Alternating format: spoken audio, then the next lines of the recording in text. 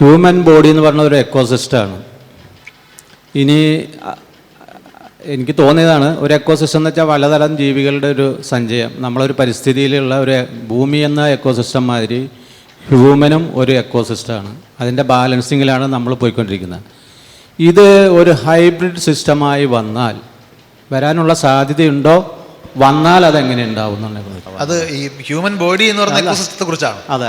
അത് ശരിക്കും ഹ്യൂമൻ ബോഡിക്ക് മാത്രമല്ല, ലോകത്തെ എല്ലാ ജീവികളും, മൾട്ടി സെല്ലുലാർ എന്ന് വിളിക്കുന്ന ജീവികളിൽ വലിയ ജീവികളുടെ എല്ലാം ഉള്ളിൽ ഇതുപോലെയുള്ള കോംപ്ലക്സ് മെക്കാനിസങ്ങളാണ് വർക്ക് ചെയ്യുന്നത്. അപ്പോൾ നമ്മൾ ഈ ഭൂമിയിലെ ജീവൻ്റെ ഒരു ചരിത്രം നോക്കിക്കഴിഞ്ഞാൽ ആദ്യം ഉണ്ടായത് ഒരു ന്യൂക്ലിക് ആസിഡ് എന്ന് പറയുന്ന ഒരു ചെറിയ തന്മാത്ര മാത്രമാണ്.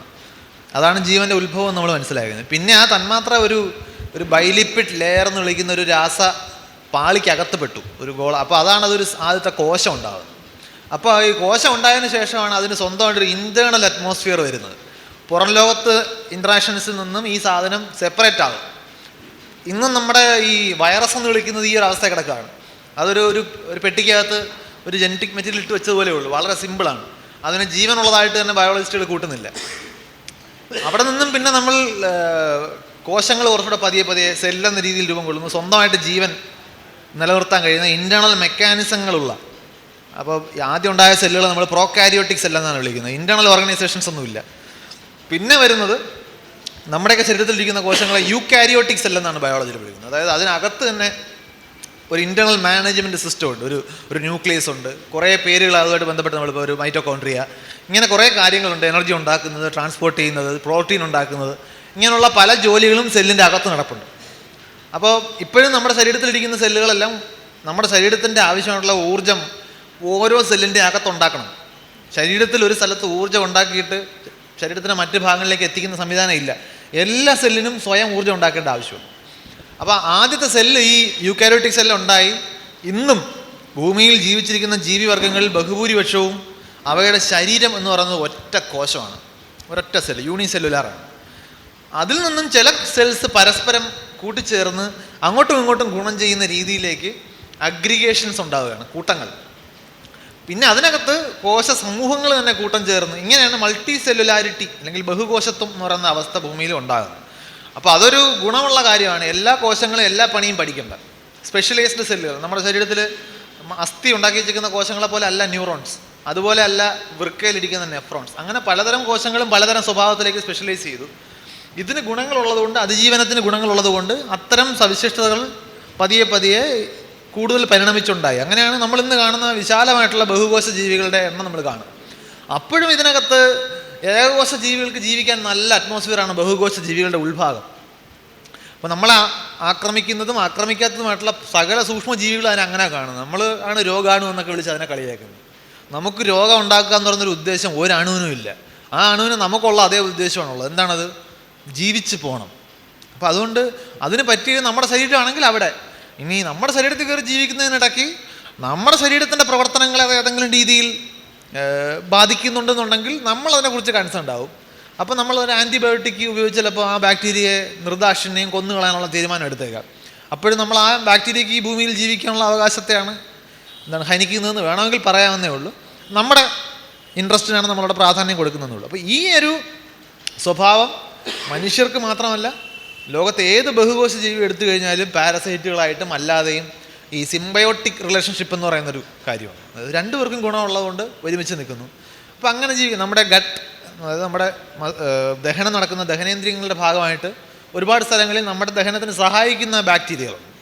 അപ്പോൾ മറ്റേ കാക്ക പശുവിൻ്റെ മുകളിലിരിക്കുമ്പോൾ ചെയ്യുന്ന പോലെയാണ്. പശുവിൻ്റെ ചൊറിച്ചിലും മാറും, കാക്കയുടെ വിശപ്പ് മാറും എന്ന് പറഞ്ഞ പോലെ ബാക്ടീരിയയ്ക്ക് നമ്മളെ കൊണ്ടും ഗുണമുണ്ട്, നമുക്ക് ബാക്ടീരിയ കൊണ്ട് ഗുണമുണ്ട്. അതുകൊണ്ട് നമ്മളൊരു സഹകരണ അടിസ്ഥാനത്തിൽ ഇങ്ങനെ മുമ്പോട്ട് പോകും. ഇത് എല്ലാ കാലത്തും ഉണ്ടായിട്ടുണ്ട്. പിന്നെ നമ്മൾ ഈ പറഞ്ഞ പോലെ നമ്മുടെ കുറവുകളെ നികത്താനാണ് നമ്മൾ പേസ് മേക്കറോ അങ്ങനെയൊക്കെയുള്ള കാര്യങ്ങളൊക്കെ പിന്നെ അതിനോട് കൂട്ടിച്ചേർക്കുന്നത്. അതും നമ്മുടെ മനുഷ്യൻ എന്ന് പറഞ്ഞ ജീവിയുടെ ഒരു സ്വാർത്ഥ താല്പര്യത്തിൻ്റെ പുറത്ത് നമ്മുടെ നന്മയ്ക്ക് വേണ്ടി നമ്മൾ ഉണ്ടാക്കിയെടുക്കുന്നതാണ്. അപ്പോൾ അതിനൊരു സ്വാഭാവിക പ്രക്രിയയായിട്ട് കണ്ടാൽ മതി എന്നാണ് എൻ്റെ അഭിപ്രായം. അപ്പോൾ അതിൽ വിപ്ലവകരമായിട്ടുള്ള മാറ്റങ്ങളൊക്കെ ഉണ്ടാകുന്ന ഒരു പക്ഷേ സയൻസ് ഫിക്ഷനിലൂടെ ഉണ്ടാക്കാമെന്നതിനപ്പുറം നമ്മൾ ഹൈബ്രിഡായി മാറുക എന്ന് പറയുന്നത് ഇന്നും ഒരു സയൻസ് ഫിക്ഷനോ അല്ലെങ്കിൽ അങ്ങനെ എന്തെങ്കിലും ഒരു കൽപ്പിത കഥയ്ക്ക് പറ്റിയ ഒരു കാര്യമായിട്ടേ ഞാൻ കണക്കാക്കുന്നുള്ളൂ. ഒരു കുസൃതി ചോദ്യം കൂടെ ചോദിച്ചിട്ട് ഞാൻ നിർത്താം. അതായത് ഉദാഹരണത്തിന് സജീവൻ അന്തിക്കാട് ഒരു സൈഫൈ പടം എടുക്കുകയാണെന്ന് വെച്ചു, അടുത്തൊരു പടം ഇൻട്രസ്റ്റെല്ലാർ പോലെ ഒരു പടം പ്ലാൻ ചെയ്താൽ ഇപ്പോഴത്തെ താങ്കളുടെ ആ ഫിസിക്സിൻ്റെ ആ ഒരു അല്ലെങ്കിൽ ഭൗതിക ശാസ്ത്രത്തിൻ്റെ ഒരു എന്താ പറയുക, അതിൻ്റെ നേട്ടങ്ങളും അതിൻ്റെ ഭാവിയൊക്കെ വെച്ചൊരു എനിക്കൊരു നല്ല പ്ലോട്ട് തരാൻ പറ്റുമോ? എന്ത് പ്ലോട്ടായിരിക്കണം ആ ഒരു പടം? അല്ല, ഈ സിനിമയുടെ പ്ലോട്ടിനെ ഞാനൊരു സിനിമാ പ്രേക്ഷകൻ എന്ന നിലയിൽ പ്ലോട്ടിനേക്കാൾ പ്രധാനം അത് എങ്ങനെ ഡെവലപ്പ് ചെയ്യുന്നു എന്നുള്ളതാണ്. ഇപ്പം നമ്മൾ നോക്കിക്കഴിഞ്ഞാൽ ഇപ്പോൾ ബാക്ക് ടു ദ ഫ്യൂച്ചർ എന്ന് പറയുന്ന റോബർട്ട് സെമക്കി സംവിധാനം ചെയ്ത 3 സിനിമകളുണ്ട്. ഒരു ട്രൈലജി ആയിട്ട് വിശേഷിപ്പിക്കുന്നത്. ഈ സിനിമകളിൽ ബേസിക്കലി ഉപയോഗിക്കുന്ന ഒറ്റ കോൺസെപ്റ്റാണ്, ടൈം ട്രാവലാണ്. പക്ഷേ അത് 3 സിനിമകളായിട്ട് ഡെവലപ്പ് ചെയ്യുമ്പോൾ ഈ time travel, you can travel in time back and fourth, ഈ ഒരു സിമ്പിൾ ഐഡിയയെ ഒരു മനുഷ്യൻ്റെ ജീവിത സാഹചര്യങ്ങളിലേക്ക് എങ്ങനെ പ്ലേസ് ചെയ്യുന്നു എന്നുള്ളതാണ് ആ സിനിമയെ ഗ്രിപ്പ് ചെയ്യുന്നതാക്കുന്നത്. അപ്പോൾ അതുപോലെ ഇൻ്റർസ്റ്റെല്ലാർ, ടു ബി ഫ്രാങ്ക്, എൻ്റെ ഫേവറേറ്റ് സയൻസ് ഫിക്ഷൻ സിനിമ അല്ല. അതിൻ്റെ കാരണം എന്ന് പറയുന്നത് ഫിസിക്സിൽ എസ്റ്റാബ്ലിഷ്ഡ് ആയിട്ടുള്ള എന്നാൽ സാധാരണ മനുഷ്യർ അങ്ങനെ പരിചയപ്പെട്ടിട്ടില്ലാത്ത കുറേ കാര്യങ്ങളുടെ അടിസ്ഥാനത്തിലാണ് ഇൻ്റർസ്റ്റെല്ലാർ അവതരിപ്പിക്കുന്നതുകൊണ്ടാണ് ആ സിനിമയ്ക്ക് ആ ഒരു ഫ്രഷ്നെസ് കിട്ടുന്നത്. പക്ഷേ അത് ആ പ്ലോട്ടിനെ കൂടുതൽ കോംപ്ലിക്കേറ്റഡ് ആക്കുന്നുമുണ്ട്. ഇപ്പോൾ അതിൻ്റെ ക്ലൈമാക്സിലേക്കൊക്കെ എത്തുമ്പോൾ സംവിധായകൻ എന്നെ ബുദ്ധിമുട്ടിയാണ് അവസാനിപ്പിക്കുന്നത്. കാരണം ഇത് ഇത്രയൊക്കെ പറഞ്ഞു വന്ന സ്ഥിതിക്ക് കഥ എവിടെയെങ്കിലും നിർത്തണമല്ലോ. ഓക്കെ, അപ്പോൾ അതുവരെയുള്ള ആ ഒരു പ്രശ്നം അതിനകത്ത് കാണാൻ പറ്റും. അപ്പോൾ എൻ്റെ അഭിപ്രായത്തിൽ അത്രയും കോംപ്ലിക്കേറ്റഡ് ആക്കാതെ തന്നെ നമുക്ക് ടൈം ട്രാവലോ ഈ പറഞ്ഞതുപോലെ എന്തെങ്കിലും ക്വാണ്ടം വിത്തിൻ ഇൻവെർട്ടർ കോം, അത് ഞാനിതിപ്പോൾ ഇൻവെർട്ടർ കോം പറയാൻ കാരണം ചില സിനിമകളിൽ ഈ ഫുൾ സ്റ്റോപ്പ് ഇടുന്ന പോലെ ക്വാണ്ടം പറഞ്ഞോളെ, അതായത് നിങ്ങൾക്ക് മനസ്സിലാവാത്തൊരു ടെക്നോളജിയാണെന്ന് പറയാൻ വേണ്ടി ദിസ് ഈസ് ക്വാണ്ടം ടെക്നോളജി എന്നങ്ങ് പറയും. ഓക്കെ, എന്ത് ക്വാണ്ടം എന്ന് ചോദിച്ചാൽ ഞാനൊന്നും ക്വാണ്ടം ഒന്നും കാണുന്നില്ല.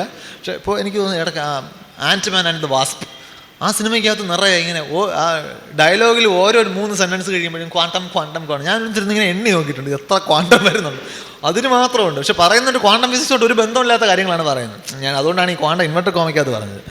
അപ്പം മൈക്രോസ്കോപ്പിക് വേൾഡിലേക്ക് പോകുമ്പോൾ നമ്മൾ ഈ ഷ്രോഡിംഗേഴ്സ് ക്യാറ്റ് എന്ന് പറയുന്ന ഒരു ചിന്താപരീക്ഷണമുണ്ട്. ഒരേ സമയം ജീവിച്ചിരിക്കുകയും മരിച്ചു പോയതുമായിട്ടുള്ള അവസ്ഥയിലിരിക്കുന്ന ഒരു പൂച്ച. അപ്പോൾ ഒരേ സമയം എങ്ങനെയാണ് അതിന് ജീവിച്ചിരിക്കാനും മരിച്ച അവസ്ഥയിലും ആകാൻ കഴിയുന്നത്? ഈ ചോദ്യം അവിടെ അഡ്രസ്സ് ചെയ്യുന്നത് പോലെ അത് ആക്ച്വലി മൈക്രോസ്കോപ്പിക് വേൾഡിൽ പറ്റും. മൈക്രോസ്കോപ്പിക് വേൾഡിൽ മരണം ജീവിച്ചിരിക്കലും അല്ല പറയുന്നതേ ഉള്ളൂ. ഒരു ഇലക്ട്രോണിൻ്റെ സ്പിൻ സ്റ്റേറ്റോ ഒക്കെ ആയിരിക്കും പറയുന്നത് അടിസ്ഥാനമായിട്ട്. പക്ഷെ അതിന് ഒരേ സമയം 2 അവസ്ഥകളിലാകാൻ പറ്റും. നമ്മൾ നിരീക്ഷിക്കുന്നത് വരെ ഈ രണ്ടും ചേർന്നൊരവസ്ഥയിലായിരിക്കും. അത് 2 തന്നെ ആവണമെന്നില്ല, 3ഓ 4ഓ പല അവസ്ഥയിലാകും. സൂപ്പർ പോസിഷൻ എന്നാണ് അതിനെ വിളിക്കുന്നത്. അപ്പോൾ ക്വാണ്ടം ഭൗതികത്തിൽ ഇങ്ങനെ കുറേ വിചിത്രമായ ആശയങ്ങളുണ്ട്. സ്വന്തമായൊരു സ്ഥാനമില്ല, പരന്ന് കിടക്കുകയാണ്. ഓക്കെ, നമ്മൾ നിരീക്ഷിക്കുമ്പോൾ മാത്രം അതൊരു സ്ഥാനത്ത് വരുന്നു. പിന്നെ ഒരേ സമയം 2 സ്റ്റേറ്റിൽ ക്വാണ്ടം ടണലിങ്. ഇപ്പോൾ നമുക്ക് ഈ മതിലിനപ്പുറത്തേക്ക് പോകണമെങ്കിൽ നമ്മൾ ഒന്നുകിൽ വാതിൽ വെച്ച് മതിലിനെ തുറക്കണം, അല്ലെങ്കിൽ മതിലിന് മുകളിലൂടെ കയറാനുള്ള ഊർജ്ജം വേണം. ഇത് രണ്ടും ഇല്ലാതെ അപ്പുറത്ത് പോകാൻ പറ്റും. ഈ ടെക്നോളജി ക്വാണ്ടം ലെവലിൽ നമ്മൾ ഉപയോഗിക്കുന്നുണ്ട്. ക്വാണ്ടം ലെവൽ ഞാൻ ഉദ്ദേശിക്കുന്നത് മൈക്രോസ്കോപ്പിക് പാർട്ടിക്കിൾസിന് തരും. നമ്മളിപ്പോൾ ഒരു പെൻ ഡ്രൈവിലേക്ക് സംഗതി കോപ്പി ചെയ്യുമ്പോൾ അടിസ്ഥാനപരമായിട്ട് ഉപയോഗിക്കുന്ന ടെക്നോളജി ഇതാ. അതിനകത്തൊരു ക്വാണ്ടം സൂപ്പർ ടണലിംഗ് ആണ് ഉപയോഗിക്കുന്നത്. അപ്പോൾ ഇങ്ങനെയുള്ള ആശയങ്ങൾ വേണമെങ്കിൽ, പക്ഷേ പ്രശ്നം ഇതെല്ലാം മൈക്രോസ്കോപ്പിക് ലെവലിലേ പറ്റുള്ളൂ. ഭാവനയിൽ കൊണ്ടുവരുമ്പോഴത്തേക്ക് നമ്മൾ ജാമ്യം എടുക്കണം. തൽക്കാലം നമ്മളിത് മൈക്രോസ്കോപ്പിക് ലെവലിൽ നിന്ന് മാക്രോസ്കോപ്പിക് ലെവലിലേക്ക് വന്നു കഴിഞ്ഞാൽ ഉള്ള കാര്യങ്ങളാണ് പറയുന്നത്. അത് വൺ വേ ഓഫ് അപ്രോച്ചിങ്. അപ്പോൾ ഞാൻ പറഞ്ഞത് അടിസ്ഥാനമായിട്ട് ഒറ്റ പ്ലോട്ട് ഇതിനകത്ത് പറയുന്നൊരു കാര്യമില്ല. നമ്മൾ ഈ യൂണിവേഴ്സ് എങ്ങനെയാണ് വർക്ക് ചെയ്യുന്നത് എന്നതിനെക്കുറിച്ച് അന്വേഷിച്ചാൽ അതിൻ്റെ ബേസിക്സിൽ ഇങ്ങനെ ഒരുപാട്, ഇപ്പോൾ ഉദാഹരണത്തിന് ഇന്നത്തെ ഡേറ്റും ടൈമും നമുക്കറിയാം.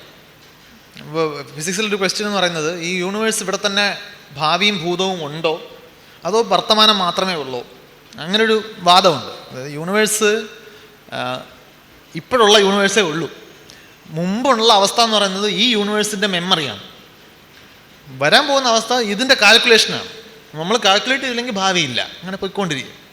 പക്ഷേ എറ്റേണലിസം എന്ന് പറയുന്ന ഫിലോസോഫിക്കൽ ആസ്പെക്റ്റ് പറയുന്നത് ഭൂതവും ഭാവിയൊക്കെ അവിടെ തന്നെ ഉണ്ട്, നമുക്ക് പ്രസൻറ്റ് മാത്രമേ ആക്സസ് ഉള്ളൂ, പാസ്റ്റിൻ്റെ റിസൾട്ടാണ് നമുക്ക് ആക്സസ് ഉള്ളത്.